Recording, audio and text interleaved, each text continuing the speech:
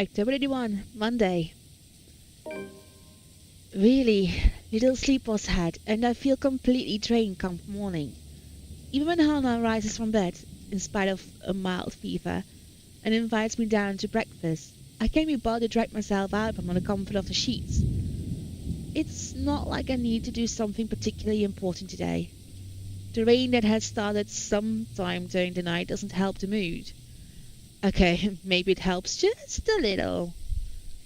The strange sunny weather has been nice and all, but for it to return as it should be feels like a good sign of things to come. Perhaps things settle back to normal and the crazy drama that has gone on lately will die down.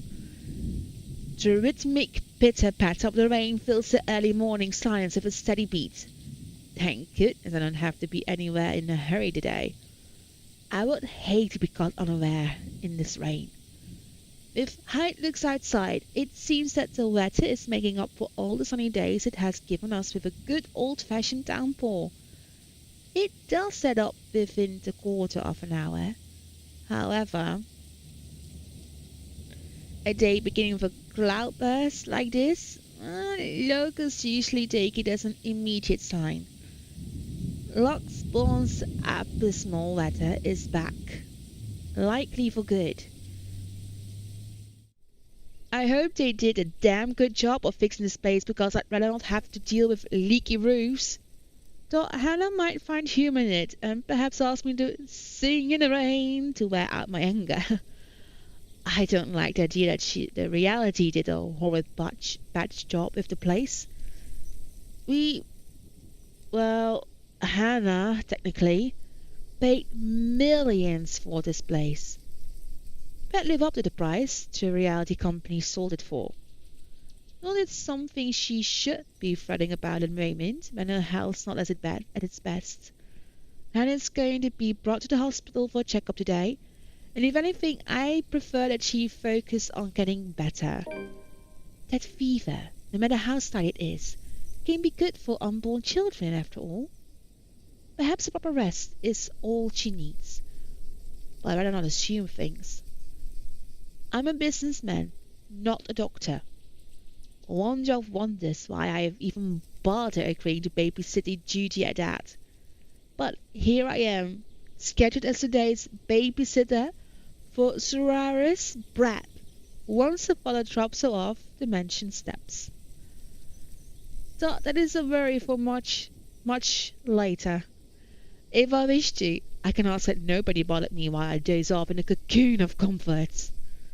But as always, somebody has to be a boss girl. Are you really going to stay in bed all day? Yes, your Hans, leave me be. What do you want? It's far too early to deal with your nosiness. You must have been really rattled by what happened yesterday. If you need to talk about it, I am quite qualified in that regard. And you aren't even the slightest bit bothered. Truly, not even the slightest bit worried? I was worried. But I realized that it's not my life in danger, is it? My worrying will not help matters. Neither will yours. Loath as I am to admit it, he's right. The whole thing might have rattled me. But there's no point in jumping at every shadow I see from the corner of my eye. I shouldn't lose my head for a threat that might not even come. I should know better by now. But I've never been this worried about a possible threat on my life before. I'll be honest here. If anyone's in danger, it's Hannah. I can take care of myself just fine. With security tightened, I'll have at least one guard, if not 5, making sure nobody gets within 10 feet from me without my say-so. Hannah, on the other hand, is pregnant and will be away for most of the day. It is a small relief that Johannes will be with her. Are there any updates about the woman? Being in the dark has me on edge. Information, any at all, may very well help me in calming down. I've already briefed security about her, and more from the agency will be arriving tonight. But they haven't seen anyone fitting the description. So you have nothing then? Fat lot of use you guys are. What do I even pay you for? Do me a favor. There's the door. Don't let it hit you on your way out. Well, there is something. It's about McCulloch. She went missing? Anyone blame me if I show the tiniest bit of interest? She's still not done with the house, and she's a nice enough woman. Plans to go back to sleep are gone. I called her secretary about taking the day off. He hasn't heard from her over the weekend. She's probably passed out after enjoying a pint or 2 or 10 in a bar somewhere. She's in your basement, dude. She's an adult. It was the weekend. She's allowed to disappear and not think about work. Fuck. Well, we know where she is, don't we? I wish I was passed out after a night of drinking. He does know that mobiles are a thing. That's all well and good, but she's not answering her mobile either. Mr. Parker will be filling a missing persons case with the police if she doesn't turn up today. Certainly, someone must have known where she is. Taps are kept without fail on people who come to work with me. Background checks and constant surveillances until they have finished their contracts with the rights. Some would say that it's all a bit over the top, but I can be too safe. Too many want me dead. What about one of ours? Has anyone seen her? She's pretty hard to miss with how tall the woman is. The last anyone has seen of her was here, the morning of the party. Your housewarming party. That isn't good news. It wouldn't do for the police to hear of this and to suspect. It's of little importance that I can easily prove my innocence. It is all a matter of principle. Because even accusation of misdemeanor should not stain my reputation. Although maybe it's a bit too late to hope for a squeaky clean one.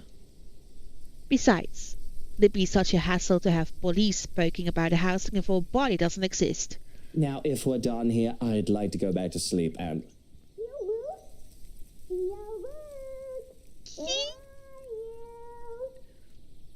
Well, there goes any plans of grabbing my some shall I? Rolling over on my stomach, I can only scream into my pillow. Of course, of course. Ugh.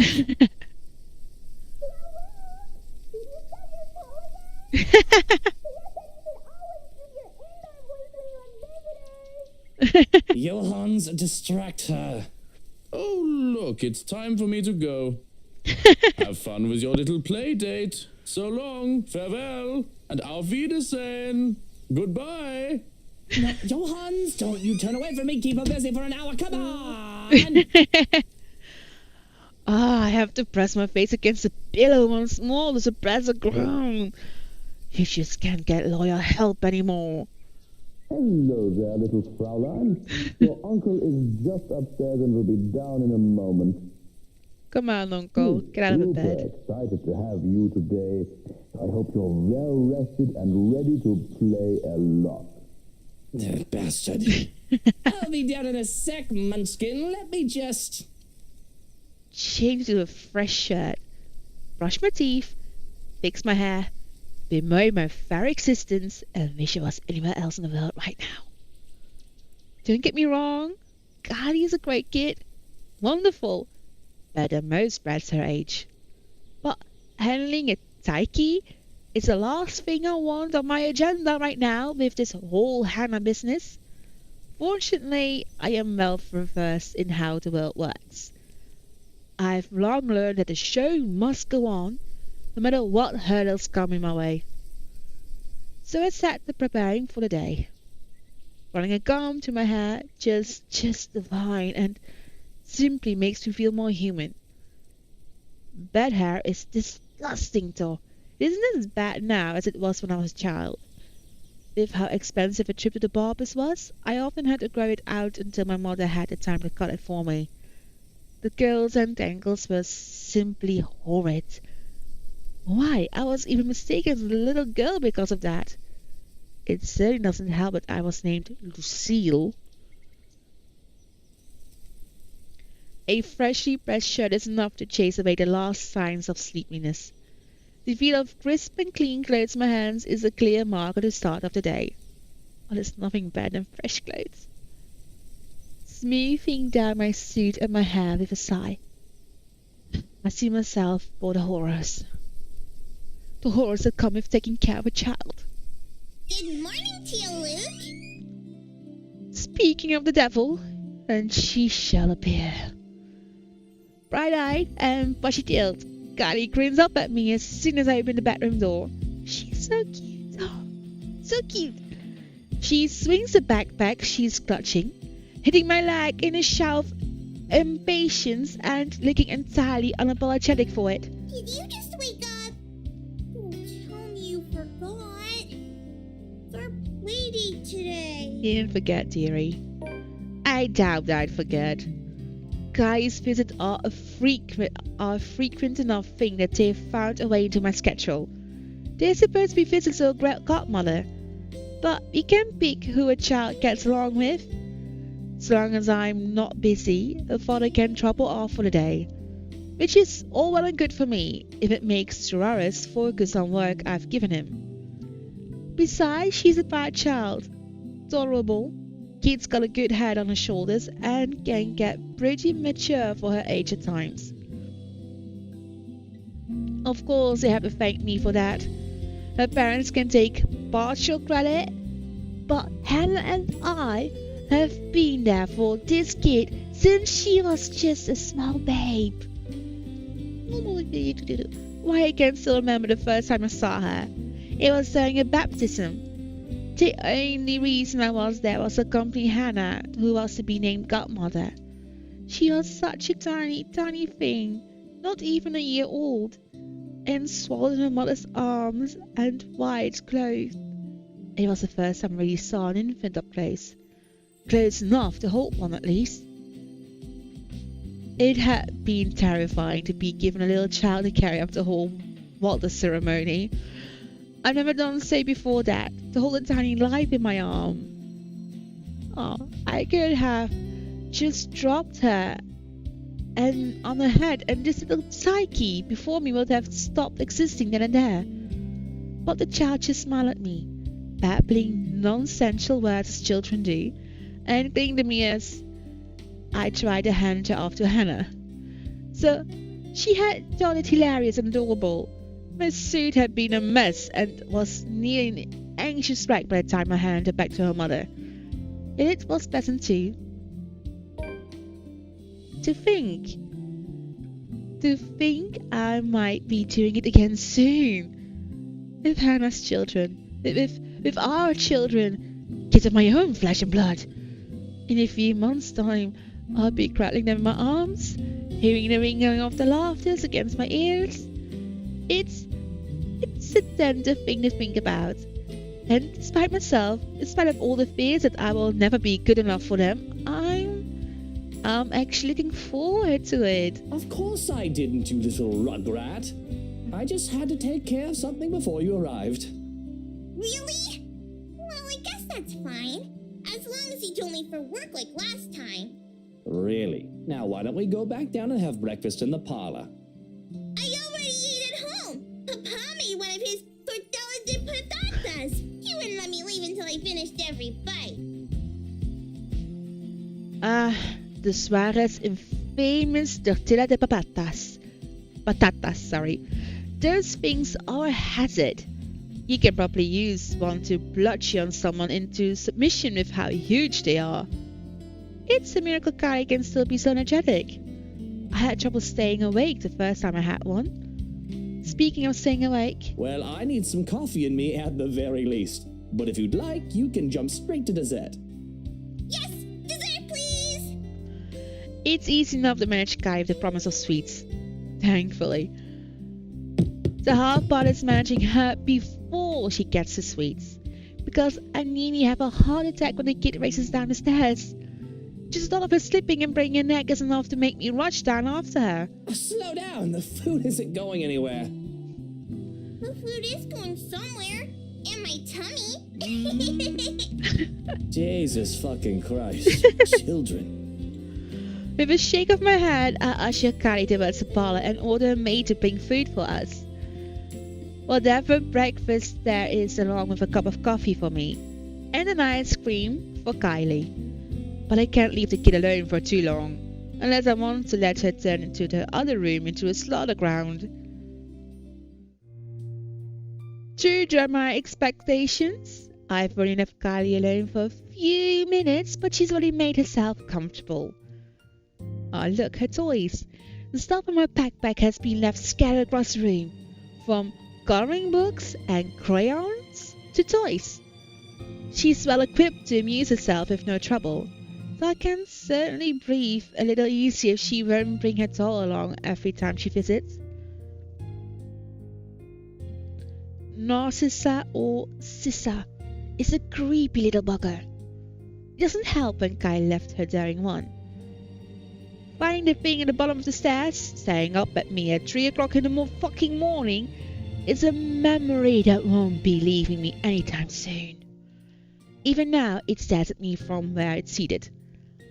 I'm wholly tempted to just throw the thing into the fireplace and banish it from whence it came. I can buy a prettier doll, a better toy. I will break it, find a way to get rid of it, if it wasn't from Hannah, and if only Kylie isn't so attached to it. The thing is some antique doll she found for the brat's 6th birthday. One of a kind. My darling Hannah loves her so. And Kylie does try to be a good goddaughter, but she just can't keep her interest long with the wife. It's not something that Hannah does wrong on her part. She does try so very, very hard. It's just that she doesn't quite know how to really handle children. She'd never been around other children when she was young, surrounded by protective adults who catered to her every whim and worried for her safety every minute. When she isn't able to keep up with Kylie, her first instinct is to be strict, impose rules on the child, treat her as she made of spun glass, like every movement might break her. I at least have some idea from being around street kids. I know the games they've played and how they think. I know that scraps and skinned knees are all part of childhood. Even with how I grew up, I had time to be a child and not some shell at Harris. With Kylie, as behaved as she can be, with her toys and her books and art, she has to use up all her energy somehow. To run around the playground and make a mess in the mud, or to even just fake wrestle for a short while. Let her be a child when she wants, I'll say. If it becomes too much, just bribe her with sweets or ship her back to her papa. Problem solved. Not alright, mate, dude. Unfortunately, Hannah doesn't wind up for those sort of things most of the time, thinking it'll spoil the child. It turns a whole playdate over awkward every time. Taking the last seat left, I block one of her coloring books from the table to see it filled with dinosaurs. Not exactly I expect to see for a little girl, but doesn't hurt anyone. If she wants to play with dolls and cars, or dolls with their cars, what do I care? She once put dolls' tutus on model cars even. Oh, this is a new one. The last one you had was filled with horses, wasn't it? Those were ponies, Tio. They're much cuter than horses. That's true. We went to a dinosaur zoo, and it was awesome.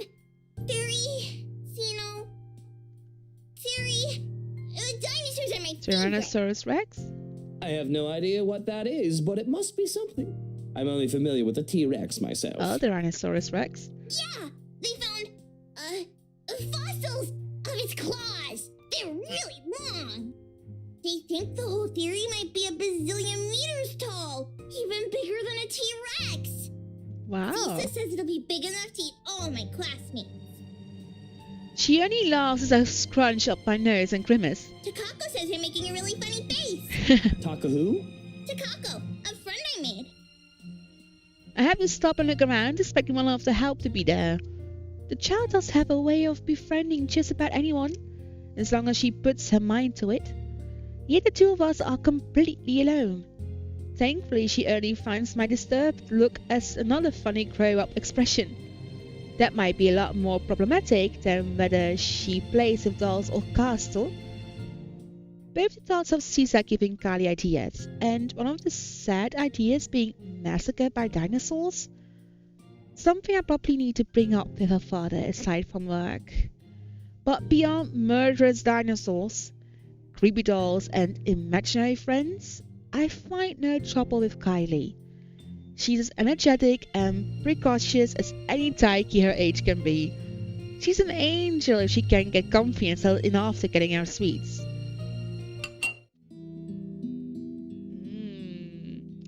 We tuck into our waffles as soon as food is brought in. Yummy, yummy. Oh, waffles, because she wanted her own plate to go with the ice cream as soon as she saw mine. A fresh plate of berries is brought in as well, which really goes great with the rest of this feast, as Kylie puts it. And it's so true. Your food is just not yours. Your food is a child's too. Even if you didn't ask for it, they will take it. So sharing is caring. And if I indulge in the sweetness, I have a cup of black coffee to pair it off with. With our bellies full, Kylie grows content with just scribbling on a scrap of paper and calmly chatting about her week. She talks of her older brother Rowan and their parents, how they plan to go to the Bloxland in Berkshire for the winter's holiday. She talks of Miss Pink, and I have to shift my legs to become comfortable once more.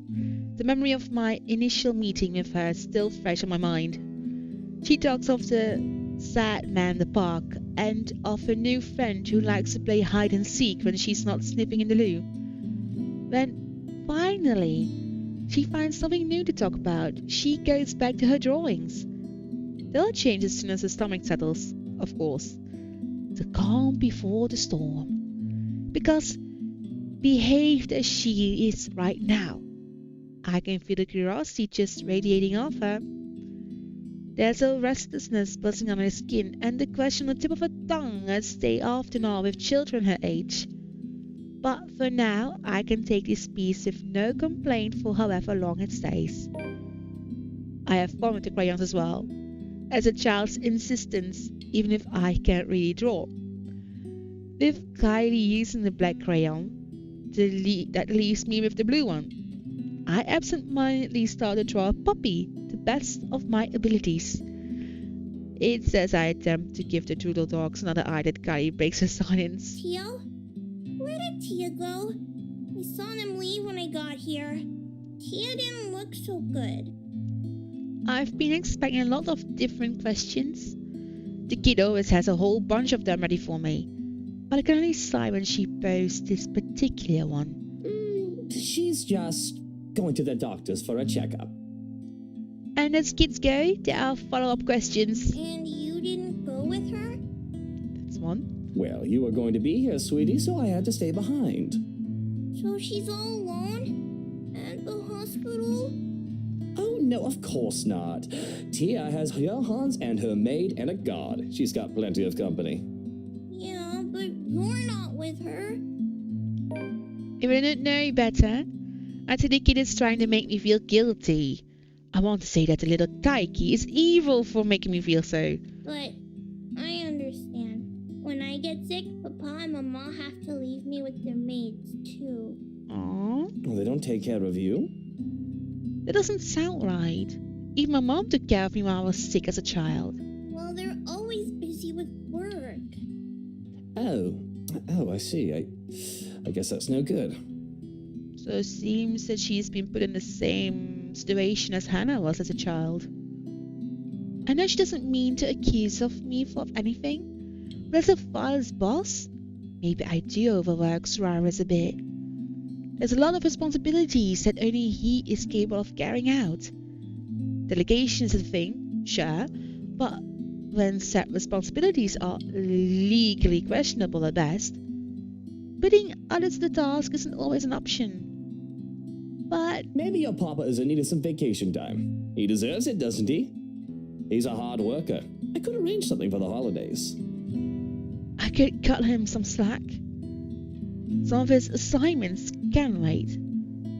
I can't do much for her mom. She isn't one of my employees, but this would have to suffice. It'll be worth it if it makes the little girl happy, because just like that, the somber look on her face turns to one of pure joy. It's like looking at the little sun, warm and bright. It's nice to do something kind every now and then. Would you really, Tio? Would you like that? I'd like that very much, yeah. We can go to this museum. There's one with lots of cool trains and planes. I like trains. Choo And there's choo. the local Manor theme park and a monkey forest. There's a kid adventure farm too, a wacky warehouse, and a play barn as well. And Oh. Whoa, slow down there, Munchkin. I know you're excited, but I think you should let me schedule your dad's day off before you plan a whole year's worth of stuff. There's an embarrassed giggle, but she does reel herself in. Enough to calm down, which is a feat in and of itself. It's obvious how giddy she is. And if she wasn't looking forward to the holidays before, like any child should, she does now. I think Tia would be really happy if you were with her. You could have told me you needed to go to the hospital with her, Teal. I won't be angry. I'd love to be with her, but I wanted to spend time with you, Munchkin. And she told me to stay. Besides, I don't like hospitals. They always smell like alcohol. Not the good kind either. I don't think anybody likes hospitals. They're scary. But you said Tia is brave and strong. That she is. A content silence comes over us as we go back to the scribbling. So I stop and I'm done with my blue dog, grinching at how awful it looks. Kylie reprimands me for that because I should be like her. Little Tyke goes through several sheets of paper, one drawing after another. Practicing, she says, because practice makes perfect. Not to mention there's a drawing contest coming up in class and she just has to beat Tim from Class D, who says girls can't be superheroes. Oh, girls definitely can be superheroes. The clay gets a turn too, and we start sculpting food and pretending we're Michelin chefs. Alright. When we're too tired from tossing pizzas and making cakes, there's no trouble in finding another activity more relaxing for the both of us. I find myself invested in reading The Picture of Dorian Gray once more. I loved that book, really liked it. Often I lose myself in the pages of the book. However, it's rather difficult to do so when I'm also trying to keep an eye and an ear out for Kylie. I've been reading the same paragraph over and over again even. Inexplicably, I can feel my skin crawl when the girl sits with Narcissa by the parlor's fireplace, humming, singing. So I ignore it long enough to hear only the tail end of the song. London Bridge again. Everything is up in flames, up in flames, up in flames. Everything is up in flames, my fair lady. I don't think I can spend any more time with Kylie considering how high-strung I feel. So it's a good thing that Suarez came for her as soon as I have called. Though it is earlier than the agreed-upon time. Her voice is no complaint. The bastard even has a look of relief as soon as they left. Or at least I interpreted it as such from where I stood by one of the windows, not bothering to step out and greet the man. No doubt he still doesn't trust me around his spawn. Well, he has every right to be suspicious of me. I am a dangerous man after all. But to my chagrin, that leaves me the rest of the day with nothing to do. Well, aside from picking up the mess Kylie left scattered about in the parlor. To my immense relief, she remembered to take her doll home with her this time. But the same cannot be said of the crayons and papers littered here and there. Oh no, she's going to find a drawing. First things first, I snatch my own doodle off the table and rip it into shreds, leaving no hope that it will see the light of day ever again. Thus the drawings, all Kylie's, remain unharmed as I collect a lot. Though they have been stacked neatly on the table before, they must have been blown about when I saw Kylie off. And there are plenty of them. From cats and cakes to colorful rainbows and gardens, the child managed to make a lot of during her morning here. There's one more that I have to fish out of the fireplace where it landed. Expecting to see another one of Kylie's masterpieces, I'm instead greeted with something a bit more concerning. She sees a ghost. There's me. There's Kylie. The two of us. Side by side and spying as our stick figures cells stand in a nondescript field. That much I can certainly without looking at the labels below the turtle's feet. But a third figure stands next to me in a drawing. A woman with her face hidden behind a curtain of black. Black the writing on her supplies. Takako says you're making a really funny face. Taka who? Takako, a friend I made. Ah, my dear lord. The hairs on the back of my neck stand on end, and I feel a chill go down my spine. Oh no, we hear whispers. A breath. That isn't mine. No. That's me turning around and spinning home to see anyone.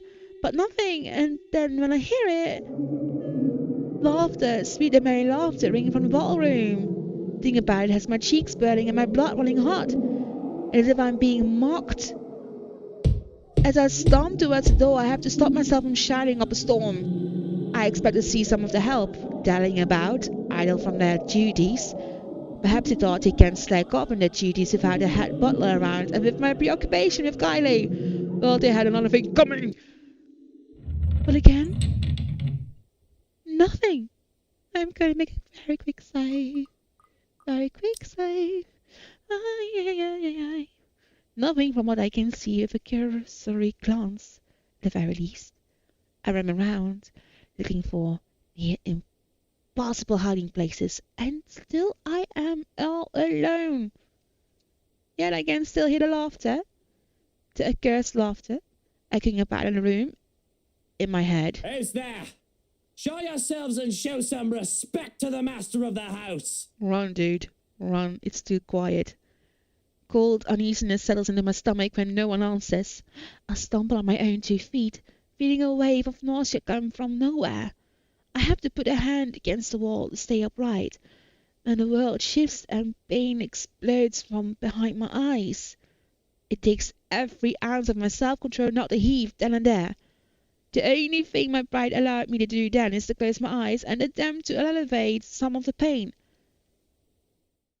Vague, unfamiliar images, dare say memories not mine, touch my head, unbidden and unwelcome, like a strong hammer strike to the head, threatening to crack my skull and split it in two.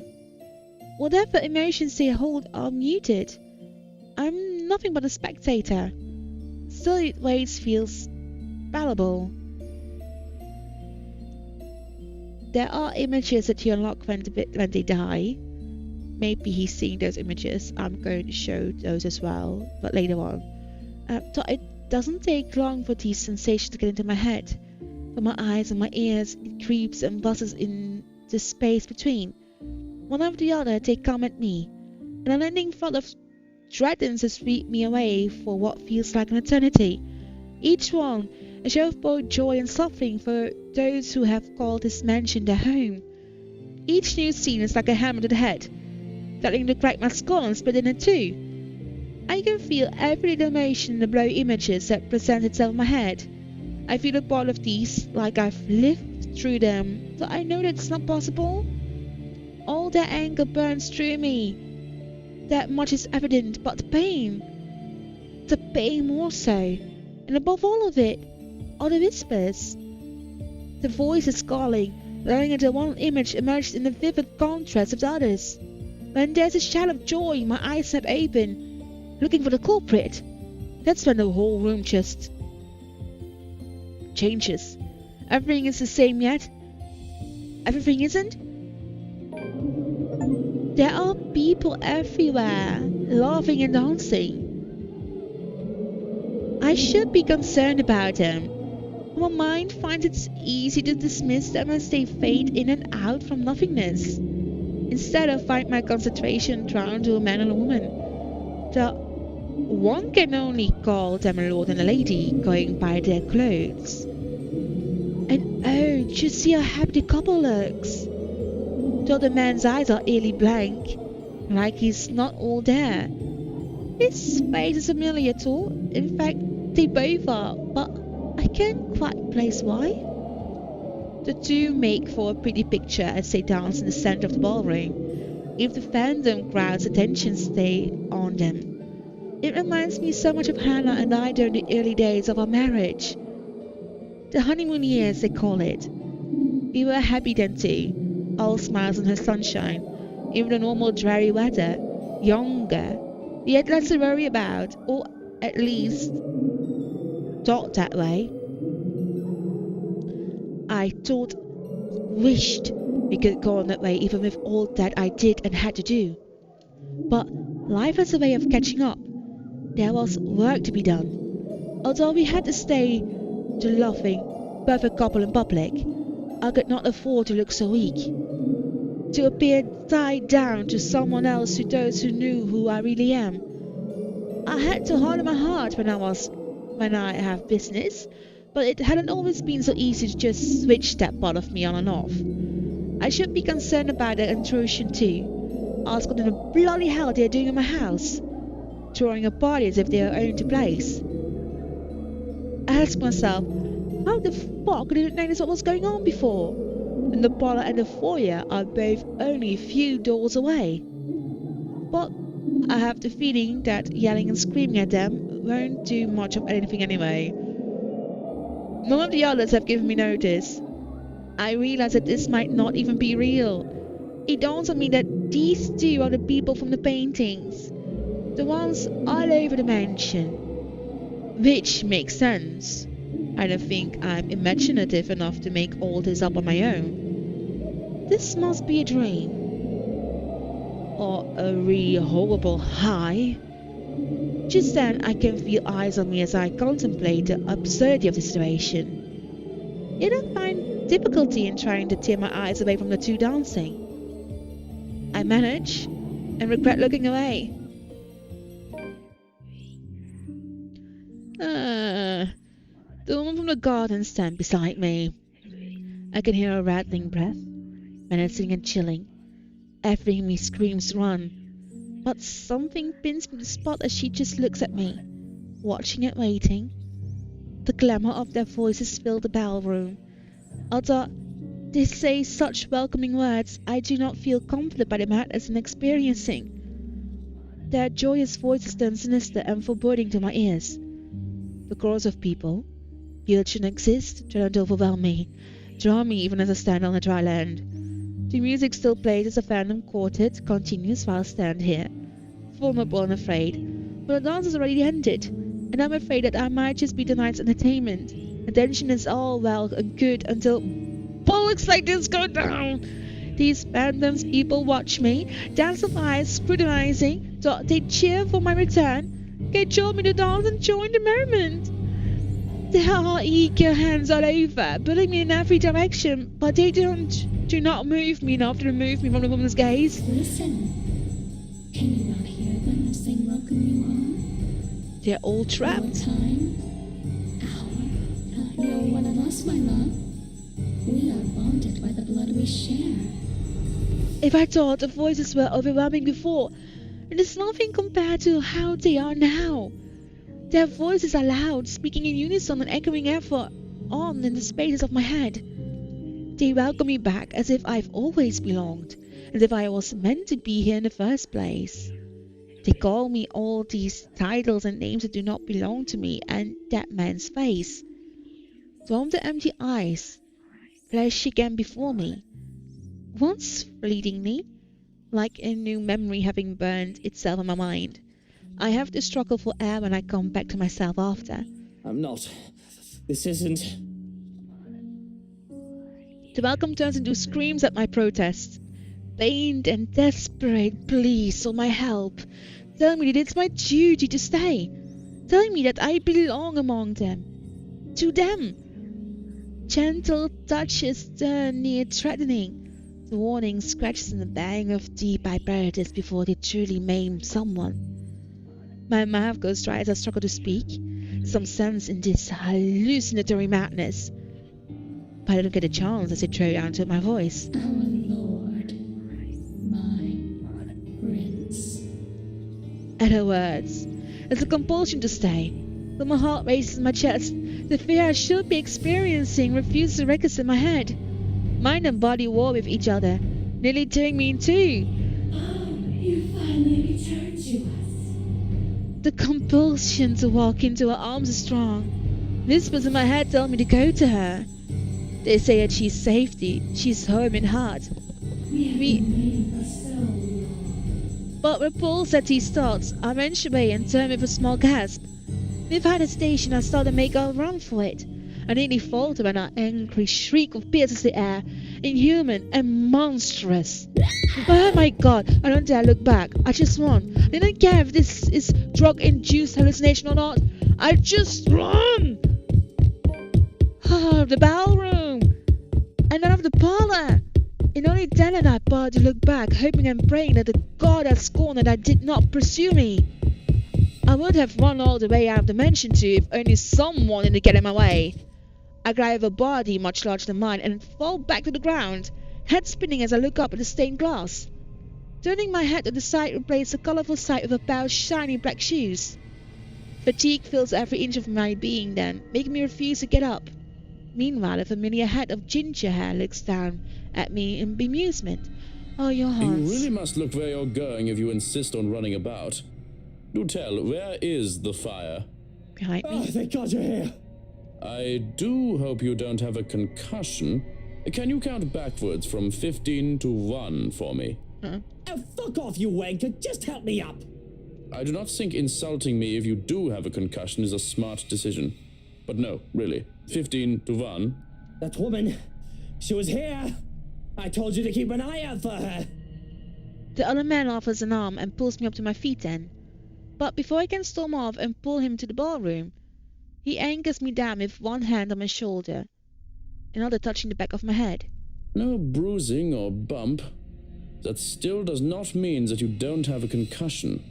If you are too lazy to count backwards, can you tell me your full name? Where are you currently? We don't have Lucille Mitchell Wright, and this is the Ermengarde bloody fucking foyer. But we don't have time for this. You must make and have the time to make sure you are not broken in the head. I have already sent security to scour the whole house when I saw you running out of the parlor, Dummkopf. If the woman is here, they will have her. You will only be slowing them down if you plan to interfere. When he points that out, I realize that there are guards starting to filter into the house as we speak, with some already searching the nearby rooms. Armed and uninformed men go about in pairs, making it so that the house is in a flurry of activity. He lets go of me then, with the knowledge that I'm not going to keel over anytime soon. I was hoping that you would be tired from dealing with the young miss on my return. Instead, you come running and hit your head. Such a troublesome boy. Shall I be carrying you to bed, too? I can manage just fine on my own. Though I don't see how I can sleep until that woman is caught. It'll be easier to keep you safe in your quarters. This is twice we've known the woman to break in. I think we can safely presume that you hold her interest. You think? He says it as a matter of fact in a tone that brook no argument.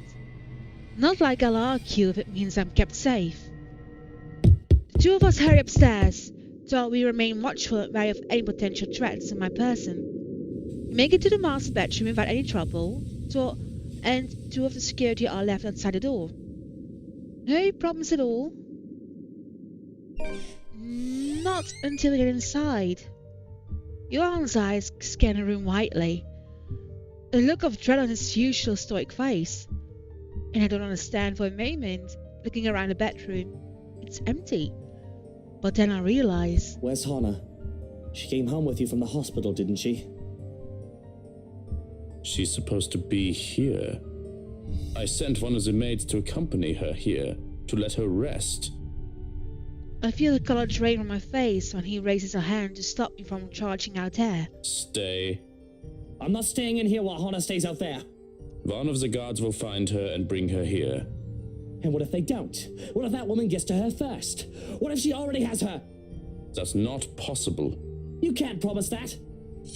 There's no second thought as I reach out on my side of the bed and pull out one of my knives. I have no doubt that the other man can take me on if we are both unarmed. But with this, I can even to field, or at least deter him from escalating the situation and risking hurting either of us. I'm going out there to look for Hannah, and you're either with me or you aren't. I'm not risking Hannah, and I'm not leaving her alone. Still, like a stubborn mule, he refused to budge from the door. There's a withering look on him that I tried much. One that somehow I am losing fast to, even with him not saying a word yet. Can you see yourself in the mirror right now? You are in no proper state to go looking for anyone. If it will make you happy, I will do the looking.